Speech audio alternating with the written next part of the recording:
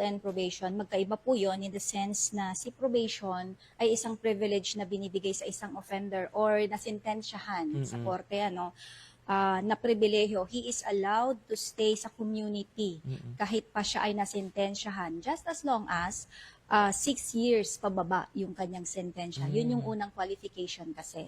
Kailangan yung kanyang sentensya ay 6 years pababa. And also, kailangan first-time offender siya. First conviction niya ito. So kapag na-meet niya yung criteria na yon, he is qualified na mag-probation. So before the service of sentence, binibigay ang probation. Sa parole po, ang kaibahan po nito, yung parole ay naibibigay na pribilehyo sa isang PDL na nag-serve muna ng kanyang minimum sentence. Kung halimbawa, ang isang offender ay nasintensyahan ng 6 na taon hanggang 8 taong pagkakakulong. So, kailangan si PDL ma-serve muna niya yung kanyang 6 years kasi yun yung kanyang minimum sentence.